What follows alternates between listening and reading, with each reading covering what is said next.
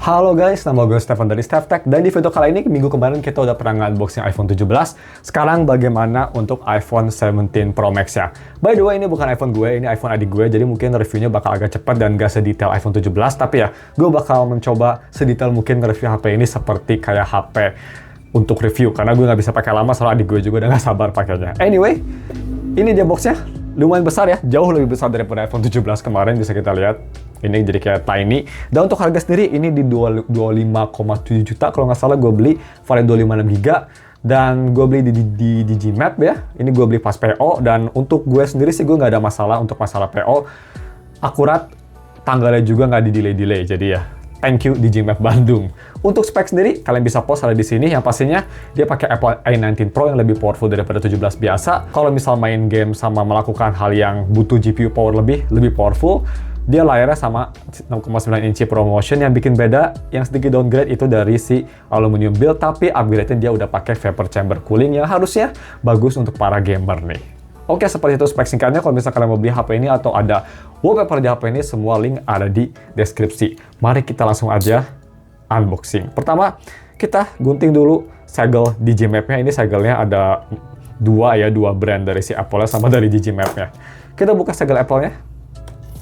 Itu satu, dan ini yang kedua. Langsung aja kita slide from the box. Oke, dan boom. Adik gue beli yang warna oranye dan I don't know why. Lucu juga yang warna oranye ini. Oke, kita kesampingin dulu aja. Goofy banget ya, kayak rambutnya Augusta. Ini cuma lebih pudar dikit. Kelengkapan sama aja kayak di iPhone lainnya, hanya dikasih kabel, SIM ejector, dan sayangnya udah nggak ada favorit gue, Apple sticker. Dan masih made in China, belum made in India. Kita langsung cabut aja untuk si made in-nya. Tempelin aja sini, dan kita buka depannya. Oh yeah, let's go. Ala-ala Bang Review. Seperti ini. Dan, oke. Gue dulu pernah pakai 14 Pro Max, gue pernah pakai S25 Ultra, S24 Ultra, dan aluminium build-nya memang ini bikin HP-nya kerasa apa ya? Kerasa nggak berat-berat banget, tapi masih berbobot gitu ya. Kalau misalnya kita coba ukur deh ya berapa dia beratnya nih. Kerasa lebih enteng, tapi tetap kerasa premium gitu, tetap ada have-nya, jadi nggak kerasa terlalu enteng juga. Kalau kita coba ukur, dia ada 230 gram. Oke, jadi nggak seenteng yang gue kira ternyata, tapi ya, it's okay lah, di tangan gue kerasa cukup enteng. Dan gue rasa iPhone 17 Pro sekarang ini kerasa lebih tebal, dan memang lebih tebal. Terus kerasa lebih bulat ya. Bodinya tuh, terutama bagian belakangnya nih. Kayak si chamfered edges-nya kerasa lebih bulat dari iPhone sebelumnya. Tapi buat kalian penasaran, desainnya seperti ini. Ini glass, dan belakangnya aluminium yang banyak orang komplain cepat rusak gara-gara si lipnya tuh dia aluminiumnya gampang kecuik ya, warnanya gampang berubah ke original color, dan kata Apple juga itu wajar guys. Ngingetin gue sama iPhone 6 zaman dulu kontroversinya ya. Anyway, kita bahas dulu untuk kameranya speknya seperti apa. Dia pakai triple kamera, main kamera dan si ultra wide dia pakai 48 megapiksel, dan biggestnya ini dari si telephoto zoomnya sekarang udah pakai 48 megapiksel juga, dan dia 4 times optical zoom, tapi sebenarnya bisa sampai 8 kali dengan pixel binning. Tapi sebenarnya dia 4 times ya, cuma bisa sampai 8 kali. Itu untuk improvementnya. Tapi kalau gue lihat-lihat di beberapa YouTuber, masih kalah sama S25 Ultra sayangnya untuk fotonya si telephoto. Anyway, seperti itu speknya. Untuk desain sendiri sih, gue bisa bilang, gue nggak benci, tapi gue nggak suka banget juga. At least beda ya, nggak kayak dulu, cuma emang agak lucu sih desainnya, gue bisa bilang. Untuk warna, gue kira bakal oranye tuh oranye banget, tapi ternyata ini oranye tuh oranye metalik gitu ya, jadi masih cukup bagus lah. Nggak seterang yang gue kira warna oranye. Oke. Untuk kamera depan, seperti biasa, sama kayak di iPhone 17 yang biasa, dia pakai 18 megapiksel square sensor buat kalian para selfie lover atau para vlogger ya. Kalian pasti bakal suka banget, nggak usah nge-record landscape pun, dia bisa landscape recording dengan portrait tangan kalian. So, that's good. Dan untuk button sendiri, di sini ada volume, di sini ada action button, di sini ada kamera button, gue lupa lagi namanya. Dan di sini ada power button, semuanya kerasa clicky, enak dipencet. Dan di bawah di sini ada USB Type-C 3.0, yes, nggak 2.0 kayak fucking iPhone 17, 3.2 Gen 2 lebih tepatnya. Ada speaker yang katanya suaranya juga bagus banget. Dan seperti itu untuk eksterior tournya. Overall, 6,9 inci, oke, karena dia mungkin nggak kotak kayak S25 Ultra, jadi nggak sebesar S25 Ultra rasanya gitu ya. Ini kalau nggak pakai casing sih, tapi overall dipegang masih enak, gue suka, nyaman banget di tangan karena lebih bulat. Overall, bagus. So, seperti biasa gue mau setup dulu dan nanti kita bakal balik lagi untuk first impresi. Kita coba gimana fotonya, telefotonya di dalam ruangan, dan bagaimana sedikit gaming mungkin ya, apakah panas atau enggak. Untuk lebih detailnya pasti gaming bakal tayang di channel ketiga gue, Steph Test Wibu Game. Stay tune aja, kita bakal main game lebih lama di situ. Dan I'll be back soon, gue mau setup dulu ya. Oke guys, udah gue setup iPhone 17 Pro Max-nya. Pertama, kita tes aja, Face ID-nya cepat aja. Seperti biasa, khas Apple, cepat, akurat, dan masih menjadi salah satu security biometrik paling aman ya yang pernah ada di HP. Tapi sih gue masih ingin Apple ngebuat in-display fingerprint karena gue personal lebih suka. Gue sering pakai HP di desk kayak gini sambil ngetik komputer, dan kalau Face ID agak ribet ya, enakan pakai fingerprint biasa. Tapi ya, kayaknya nggak bakal sih kita dapat fingerprint di flagshipnya Apple lagi, I don't know. So, next kita lihat aja untuk softwarenya, first impresi gue dengan softwarenya bagaimana. Software iya udah di iOS 26 yang pasnya, dan first impresi sih softwarenya gue bisa bilang ini ya kayak versi iOS zaman dulu, kayak iOS 7 sampai iOS 18, cuma ini lebih transparan. Banyak yang benci sama liquid glass desainnya si iOS 26 ini, tapi overall gue sendiri sih oke lah, nggak terlalu bermasalah. Gue suka hal kecil kayak kalau bisa kita pencet liquid glass-nya tuh gerak, terus kita bisa kayak actually atur gini. Itu salah satu attention to detail yang khas Apple dari zaman dulu yang gue benar-benar suka banget ya. Apple punya attention to detail sekecil itu. Tapi asal itu OS sendiri sih atau UI-nya sendiri, icon-iconnya gue sih nggak ada masalah. Cuma nggak tahu kenapa icon-icon kayak YouTube gue ngerti dia pengen kayak liquid glass juga, cuma kelihatannya jadi kayak wash out atau sedikit kurang detail ya. Tapi overall sih gue nggak ada masalah sama liquid glass-nya di iPhone 17 Pro Max iOS 26 cukup oke, dan gue nggak benci juga. Untuk performance-nya bagaimana ya kira-kira, tadi gue pas setup ini benar-benar mind blowing banget ya. Jadi dia pakai vapor chamber cooling ya, dan pas gue denger HP ini pakai vapor chamber cooling, gue langsung kayak Android juga udah dari zaman batu pakai vapor chamber cooling, emang bakal sebagus apa sih bedanya?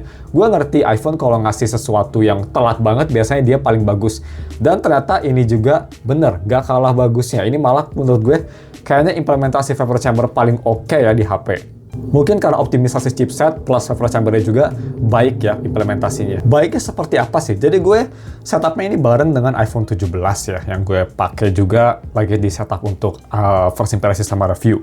Dan pas gue setupnya sama persis, download aplikasi sama persis, memang temperaturnya lumayan beda jauh untuk masalah heatnya.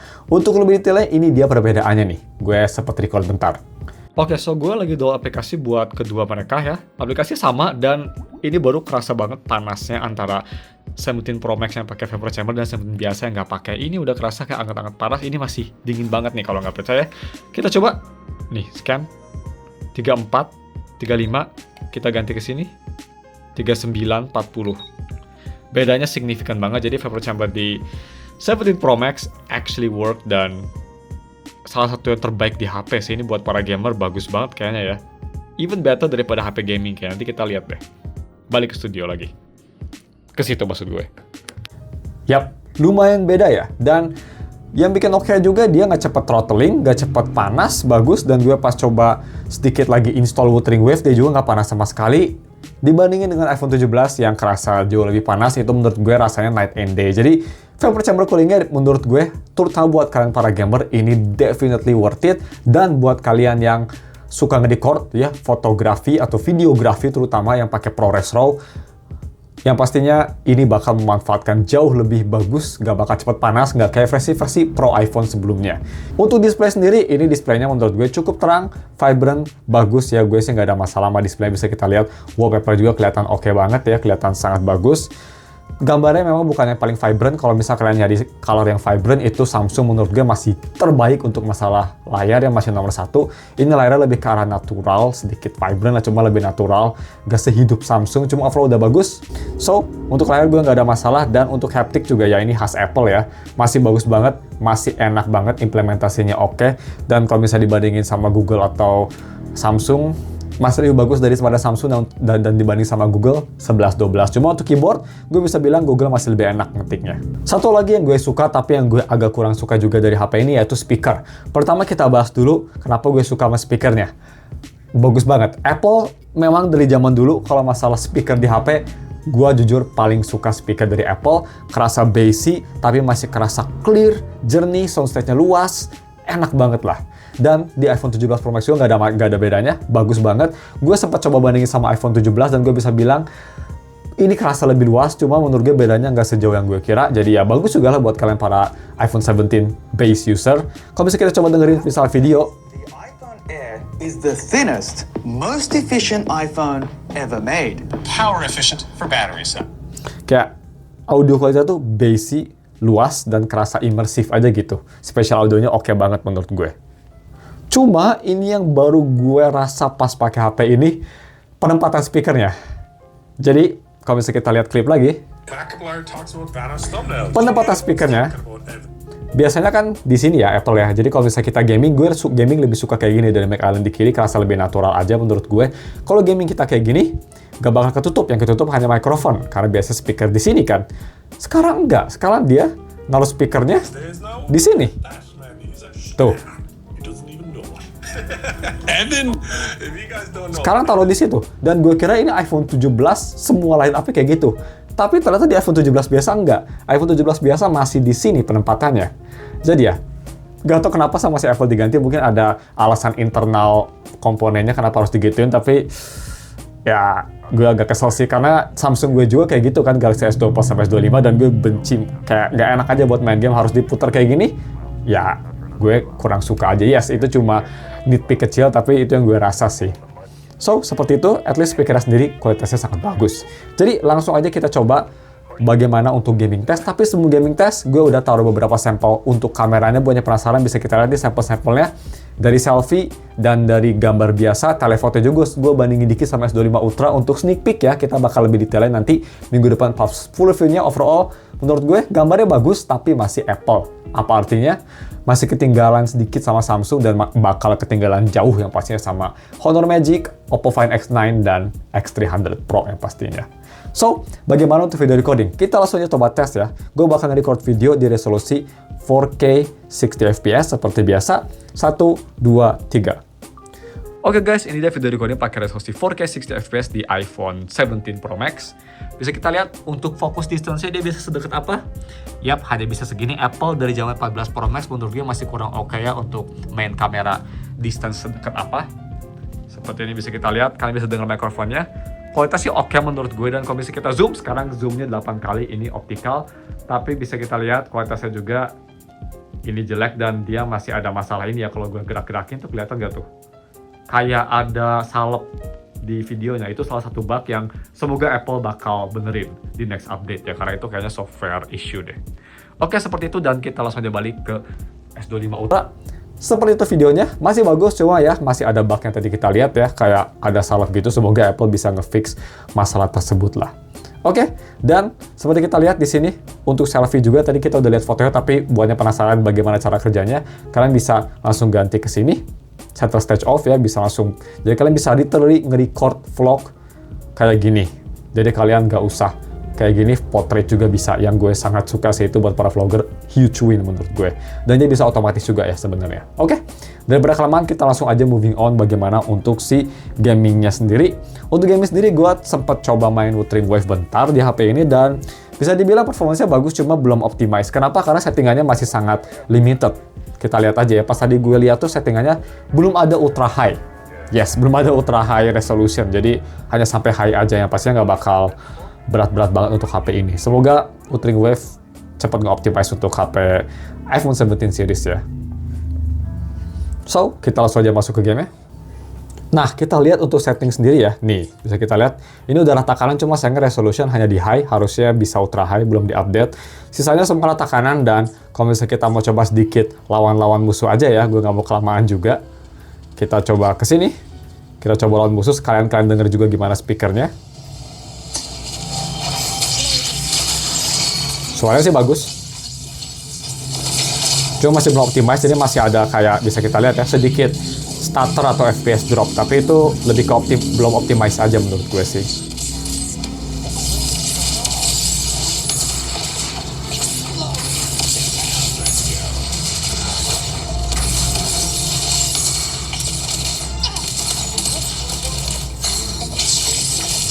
Ya, seperti itu tuh gameplaynya. Overall sih oke ya. Masih smooth banget, speakernya enak ya, pastinya HP ini bakal sangat-sangat bagus banget buat gaming berkat performance chipsetnya. Kalian tahu Apple sangat bagus, speakernya oke, dan yang pastinya ini kelihatannya nggak bakal cepat panas untuk masalah temperatur ya, karena ini sekarang sedikit hangat tapi kayaknya bakal bagus, soalnya gue pakai download aja nggak separah itu. Ya kita bakal lihat gimana performance gamingnya nanti minggu depan di hari biasa ya, untuk lebih detailnya apakah enak nggak buat main game di jangka lama di high setting, performance-nya gimana. Stay tune aja. Sekarang mungkin cuma segitu aja videonya, kita udah kelamaan, ini udah hampir 20 menit, jadi kita tutup aja sekarang untuk videonya. Impresi gue sama HP ini menurut gue sih, yang pasti gue nggak bakal rekomen kalian kalau misal upgrade dari 15 atau 16 Pro ya, kecuali kalau misal kalian bener-bener butuh banget sih vapor chamber-nya untuk nge-record ProRes lama gitu ya. Mungkin, atau kalian hardcore gamer gitu, ya mungkin dari 15 Pro ke 17 Pro buat para hardcore gamer oke, tapi dari 16 Pro sih mending keep aja ya. Pastinya emang agak autistik sih yang upgrade per tahun kalau misal kalian memang care sama duit. Tapi kalau misal duit kalian banyak, upgrade aja, get the new one gitu, no problem at all. Tapi ya, itu impresi gue, dan HP-nya sih oke, warnanya gak seburuk yang gue kira, tapi memang dia HP besar dan sangat untuk utility forward banget sih menurut gue. Ya, untuk konklusi lebih detail minggu depan, sekarang cuma segini aja. Jangan lupa like dan subscribe. Thank you for watching, dan ketemu lagi minggu depan untuk reviewnya. Thank you for watching and goodbye.